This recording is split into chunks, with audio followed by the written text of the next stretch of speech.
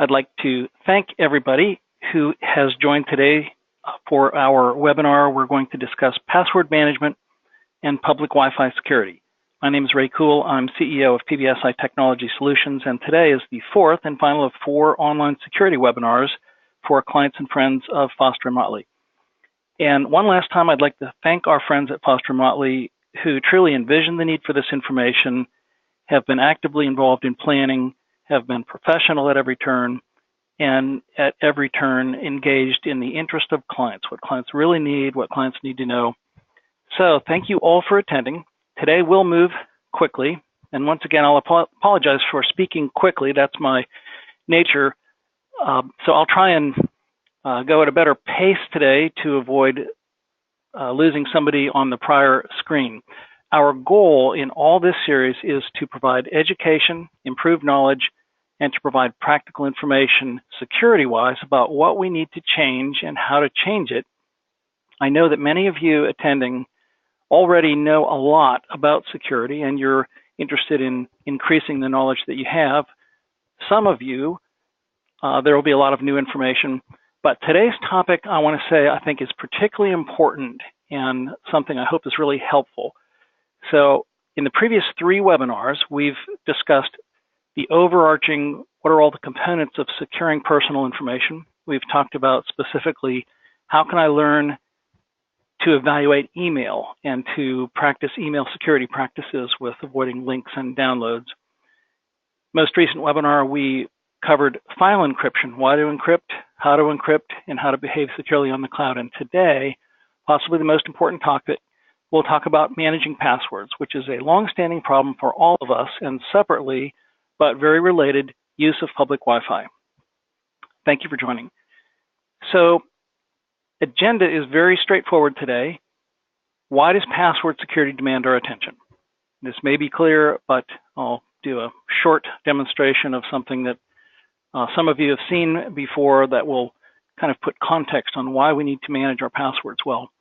Talk about then, in light of the difficulties that all of us have faced where our passwords, and I include myself, all of us either have or may have had our passwords stolen and compromised, and not through fault of our own, but because of the environment and the bad world of the internet out there. So in light of that, what guidelines make sense for us to manage passwords? Then separately, understanding on public Wi-Fi, it's really important to understand what is and isn't safe. We'll cover that. And then we're going to go through a demonstration of how to use a password manager. We'll talk about the importance, but then the practical reality, what does that look like then in daily use? So thank you for joining. Many of you are familiar with PBSI based on prior experience with working with us in a professional or commercial setting. We support hundreds of professional firms, corporations, healthcare organizations, and individual professionals in Ohio, Kentucky, and Indiana, and have done so for over 30 years. And as CEO of PBSI, I am very, very blessed to be able to sit in my office knowing that we have a large staff of very capable and very experienced security professionals. And I know that knowledge and experience helps clients. So lots of good people. So I am not a technician personally, but I learn every day more and more, and I learn most of it from our staff and the encounters that we learn from in supporting clients. So our goal and our role is proactive security monitoring. In this webinar and all of these webinars, our goal is not to sell products or services, but truly to inform. So first note, those of you who have attended previous webinars have seen this information, but it's worth restating for anyone who's new that the difficult reality that we all face is that PCs, maybe mine, maybe yours, I'm pretty sure it's not mine because mine is monitored, but PCs are increasingly infected with malware that runs under the surface. Victims are not notified. There's no way to know other than possibly that my PC is running slowly. And in many cases, some of that malware that's running are keylogging software or other malware which steals and copies passwords and steals and copies data. And that reality that email passwords have been compromised is a very difficult thing that causes us to take action. So I'm going to go to do an inquiry that goes on a secure basis to the dark web. The dark web is a place on the internet where neither you nor I can go. The tool that I'm using and logging in here is a security tool to which PBSI subscribes so that we can take a peek onto the dark side and see what data is exposed. What this tells me is that as of this moment, and if you've participated in prior webinars, this number has changed because it changes every day. The number of compromised email addresses, 2.7 billion, and of them 1.2 billion, some have exposed plain text passwords. We know that the bad actors who are most responsible for compromising and stealing data, you can see on the right-hand side of my screen a graph where is most of the bad activity coming from, and most of it's not from the US. And that is relevant for our evaluation of email. We know that we're looking for attacks in a lot of cases from non-native English speakers. That's not, clearly it's not entirely the case. But it's a bad picture out there, and I'm going to do one quick demonstration where I'm going to demonstrate an inquiry. I'm going to search for PBSI's website. So this is exposing ourselves. And what this does is it looks for all employees of PBSI who've ever had an email password compromised. So the relevant thing here on the left-hand side are email addresses of, in fact, PBSI employees. Now, some of these folks have not worked for PBSI for years. The point is not that this information has been exposed recently. Somebody may have owned this data for 10 or 15 years or whoever, who knows how long. And there's a date associated with each one of these. This is the date on which this data was put available for sale. So these, the top ones on this screen, were only made available for sale on the dark web on November 1st of last year. So the two relevant columns are the password column and the cracked password column. So in the password column, here's an example of a password that is stored in encrypted mode, but it's already been hacked and it's exposed in plain text on the dark web. Some of these other passwords, this password is in fact the password that this person used at some point in time when their email was hacked. And that includes me, what used to be my normal password. And when I saw this information that showed what used to be, I no longer have a normal password, and I changed on the day I saw this. In spite of all the training I'd been given, don't use a normal password that you reuse on other sites. Still, I thought, well, nah, it's not me. They won't be able to get to my data because I'm really careful. But the fact is, I couldn't control LinkedIn or other organizations that shared my data. So the point here is that there are all kinds of exposures that take place, and we can look at an individual email address. And if I looked at mine, I'd see that there were a couple of breaches at different times, one from LinkedIn, one from a different data source, where even though I behaved securely, my password's out there, so I can't use the same password. And that really is the reason for talking about this. Our passwords, many of them have already been exposed. So now, what do we do in light of that? So here is some important content. What decisions do I need to make? What are the principles associated? That's what I'm going to talk about here. So first of all, if you haven't changed your passwords, if you have a normal password, change them. Today would not be too soon.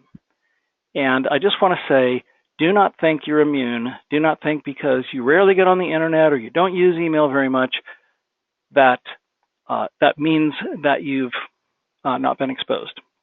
Because there's a large list of very common sites from Adobe and DocuSign and Experian and so many others, hundreds and hundreds of organizations, Target. I mean, there's lots of examples. They have been exposed, so we need to change our passwords and change them on a regular basis. So I would say that there is a priority scheme, and all of you understand this completely. You know that likely your login to Foster & Motley is maybe the most important, most highly secure, where you can see financial information. You want to make sure that that is very, very secure and very unique, and the strongest password be applied there. So any investment accounts or bank accounts, the more money you have in there, the more important it is that your password is strong and unique.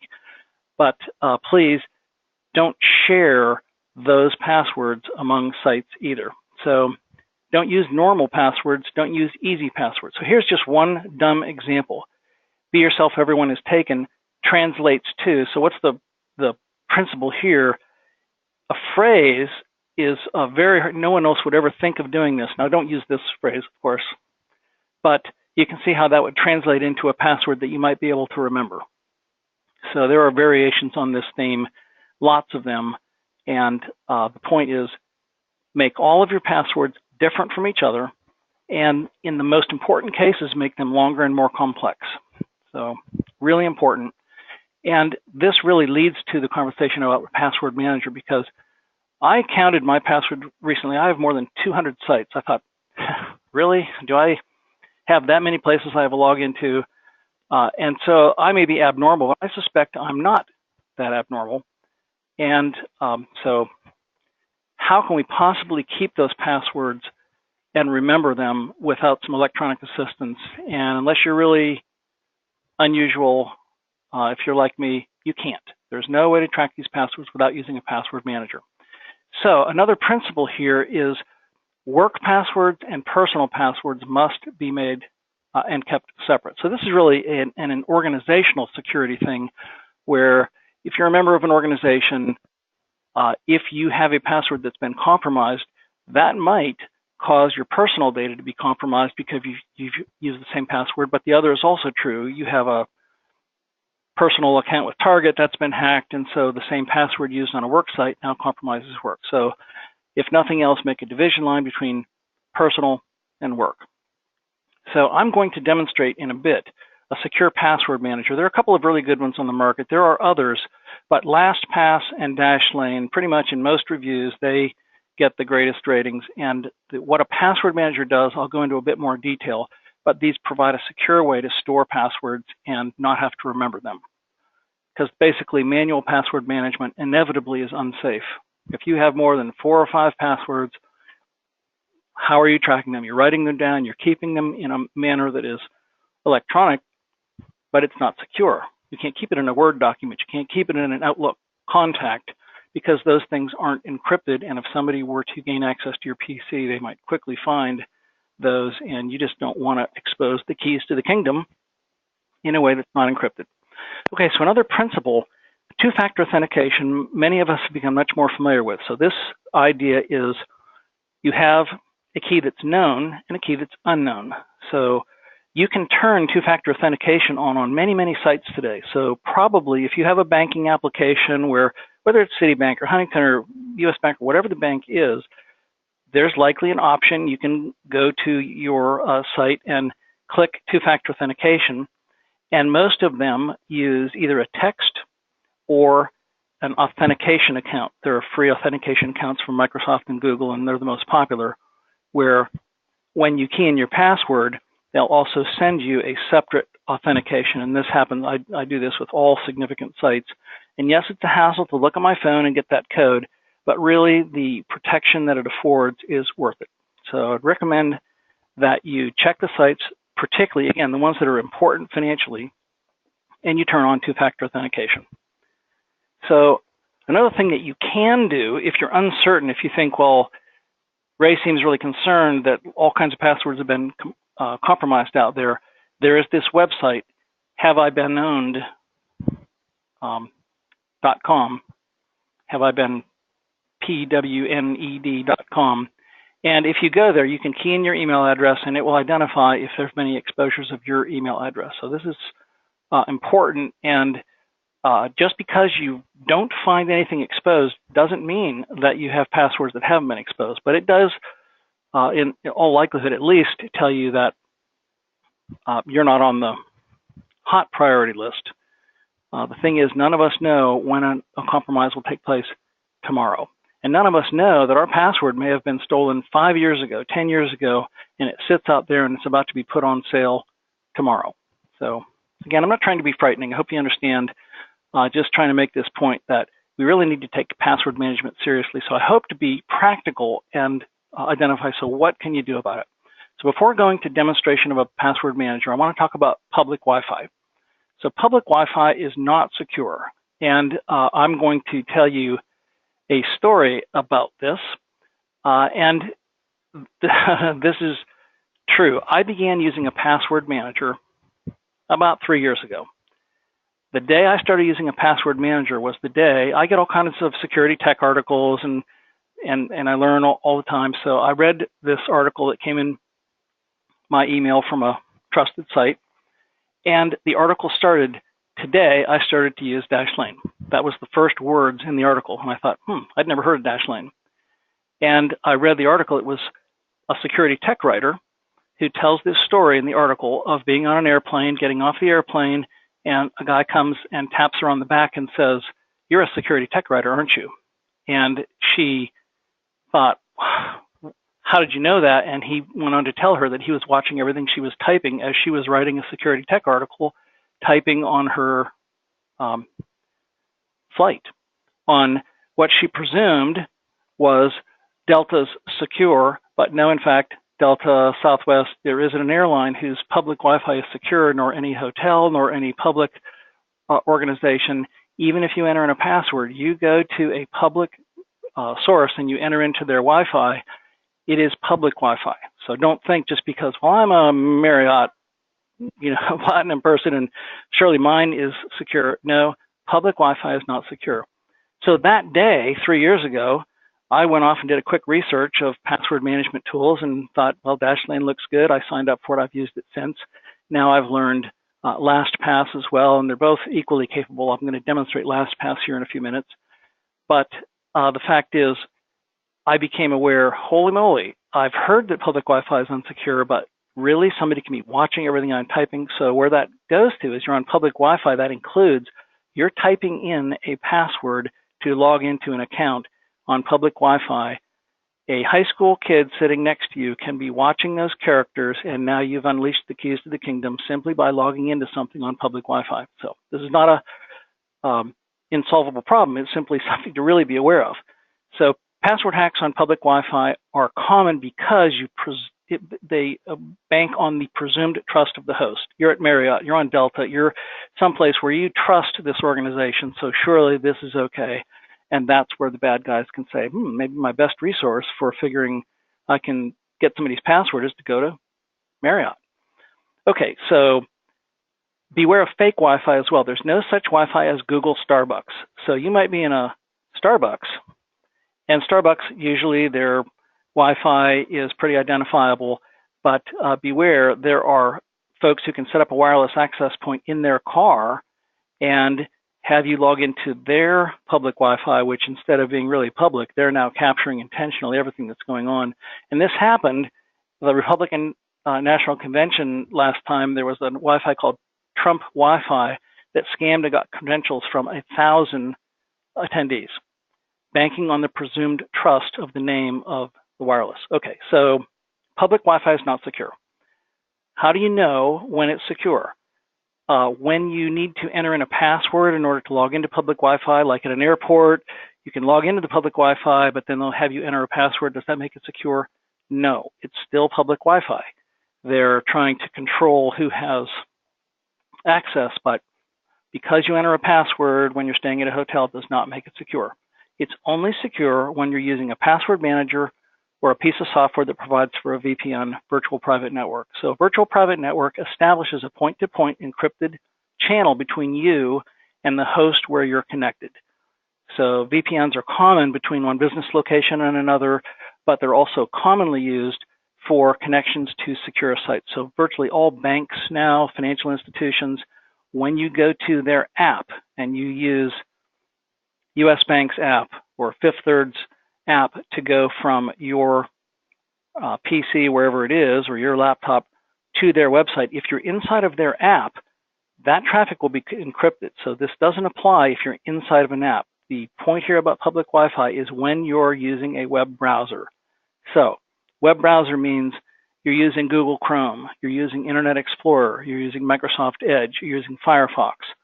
And hopefully you only use those well-known, secure browsers. So when you're using a browser, it's safe to do searches on Wi-Fi. You want to do a Google search for something that you want to shop for? Sure, go ahead, no problem, because you're not giving anything secure, but stop if you're prompted for a password.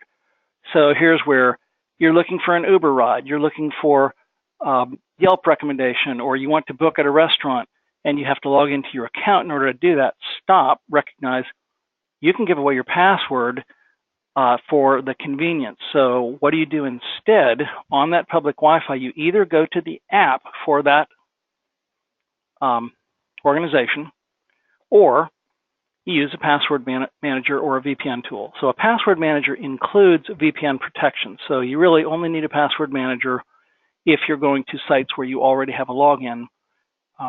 So there are tools. There's a free one, and there's a chargeable version of it, Hotspot Shield, that lots and lots of folks use. But really, what I'm going to talk about is the use of a password manager. So now I want to say what is involved in using a password manager, and I want to go through a demonstration.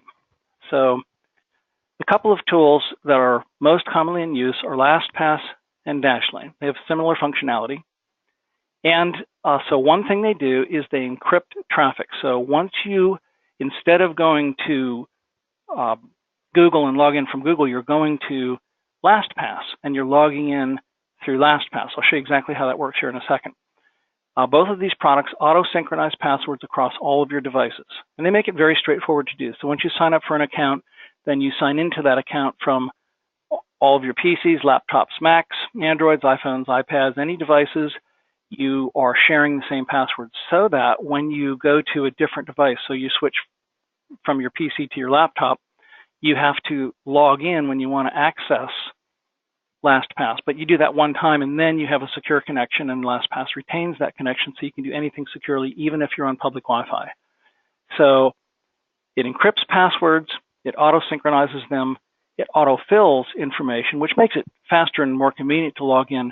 But the most important thing it does is it remembers your password so you don't have to, and then that means you can use different passwords that don't mean anything at all. They can be long and complex, but those are easy for these password managers to remember. So what they don't do, they don't store logins and passwords for apps.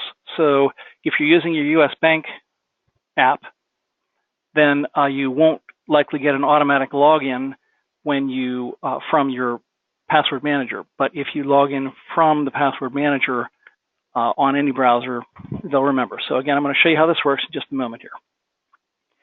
So I'll come back to this after I demonstrate Password Manager. Password managers are not the only way to keep your data safe. So I'm going to come back and say, beyond a Password Manager, what are other things will work?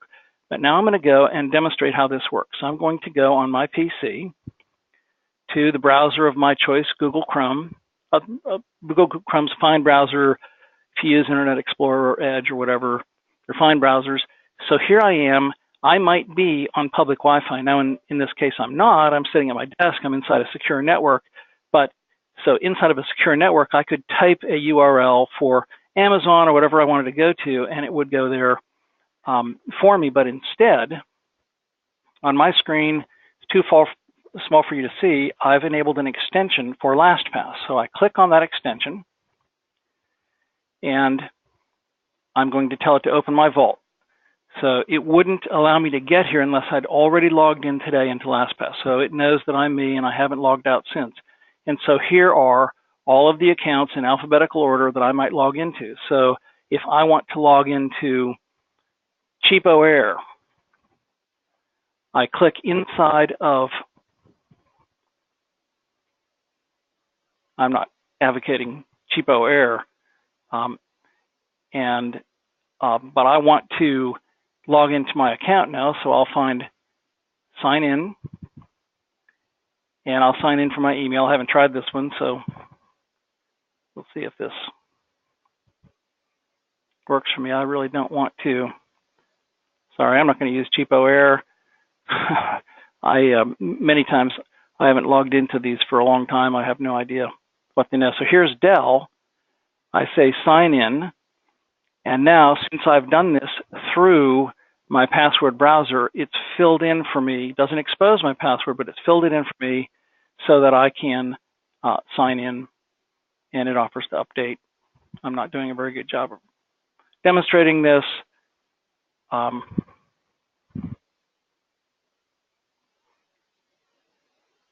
But by making the right selection, it logs me in. I didn't have to remember my password. So I haven't logged into Dell's website for a long, long time, but I have an account, and now here I am on Dell's website. I could do what I'm doing now on public Wi-Fi. It would work just fine. And the thing that enables me to do it is my password manager, where I have on the screen here, I can select any website and it will log me in. So that's pretty straightforward. There are some complexities in the sign up. So these things I've found in signing up for a couple of these password managers, there's some training involved. So the good news is there will be information coming. I'll talk about it at the end of today's webinar for those of you who'd like to some assistance to sign up for one of these. Foster and Motley has thought this through and will make an opportunity available. So password manager basically allows you to store all these sites, and there are functionality included where you can automatically change your passwords. It will find which passwords are duplicated. There are features for emergency access, so I could add an emergency contact, so my wife would get an email saying, I trust my wife, she has access to my secure passwords, either all the time or when something happens, so that it's, though generally it's secure just to me, I can add trusted folks who can access this. And there are lots of other settings. I won't go into more detail now, but the fact is, once you sign up for a password manager, it really makes your life so much easier. And these password managers, in particular the two that I'm referring to, they use very high-level encryption so that things remain secure. So in addition to, actually, I wouldn't say there's an alternative to. I want to say, everybody listening, sign up for a password manager. It's really a good idea. They're not expensive, and they're very worthwhile. But in addition, you can also store passwords in an encrypted document, which you can store locally on your PC or in the cloud. So I do this also. So periodically, I make a copy of all my passwords, and I store that in a document. And this is a case where I'm going to put this on the cloud, so I'm going to make sure. So I'm going to my OneDrive account in the cloud, and I'm going to go to my password list. Now, I'm not going to open this document because it really does contain all of my passwords, but it prompts me for a password. And so here I've used a very long, complex password because the keys to my kingdom are stored in this file, but they're highly encrypted, and it's simply a backup copy in case something happens. You don't need to do what I just mentioned. I'm just saying you can securely store passwords in another location. So another possibility for storing encrypted passwords, for those of you who use OneNote, which I do, it's a great app. If you use the non-free version, which means if you have Office 365, you can store those passwords in encrypted form inside of OneNote. So OneNote has the similar advantage to a password manager in that it synchronizes across all devices. So I use OneNote for my personal organization and for my to-do list at work, at home, and so it goes with me every place. And so to demonstrate how that would work, again, I'm not going to show you any real passwords here, but this is really my OneNote. And I have my personal to-do list and things that I'm working on. And now I have this tab you see that says Encrypted Tab. I now want to open this tab, and it prompts me for a password. So there's no real data in here. So theoretically, I could store, none of these are real passwords, but I could store all my passwords here. And because it's encrypted inside of OneNote, then it's safe. Not that anybody ever gets to my OneNote, but if they did, this encryption makes it safe. So it's just an additional or separate idea compared to storing passwords in a document. So in a document, in OneNote, and then there's always the option of handwriting my passwords. And I want to say, anybody who's listening, if you're handwriting your passwords, you're reusing your passwords. I could be wrong, but there's really no reasonable way for most of us to keep our passwords unique from each other and remember them all. Hence this focus on Password Manager. Okay, so hopefully this is useful. And we are finished with content today. I want to say there's a summarizing things we've talked about in prior webinars. Secure your desktops and laptops with antivirus, desktop patch management, wireless security protections, encrypt files that are sensitive, that are stored on your network, Make sure your documents are backed up securely. Public Wi-Fi, be cautious. Have your PCs monitored. Learn continually on security items so that you do the most you can to continue to be safe. So this is the final webinar in this 4-webinar series, and we are finished with content. I want to say thank you once again to Foster & Motley and to each of you who've been participating. Hope this information has been useful, helpful. If you would like information about having a risk assessment done for your own devices or having secure online monitoring and patch management and vulnerability scanning set up for you, we're happy to accommodate. So reach out to us. We will not be reaching out to you individually. This webinar series, as we've said repeatedly, is not oriented towards selling products. So if you'd like follow-up, you'll need to ask for it, because we are not sharing, Foster & Motley is not sharing, and we are not sharing your personal information or using it for marketing purposes within PBSI. So again, thank you very much for your attendance today and in previous versions. All of these webinars will be published on Foster & Motley's site. And one last comment, if you would like some assistance in signing up for a password manager, Foster & Motley is arranging for, and pay attention to this date, on Tuesday, February 27th in the afternoon, likely starting at 3 o'clock, site to be determined, details to be published, an in-person webinar where PBSI folks will be there present to help actually walk through the process of signing up for a password manager, putting your passwords into it, getting you started so that this discussion today turns into practical reality to help you actually get started. So those who have attended webinars will be the first invited to this workshop. So February 27th, 3 o'clock, you might make a note, and Foster & Motley will be communicating details about that. So thank you for your attendance. Hope everybody has a good day.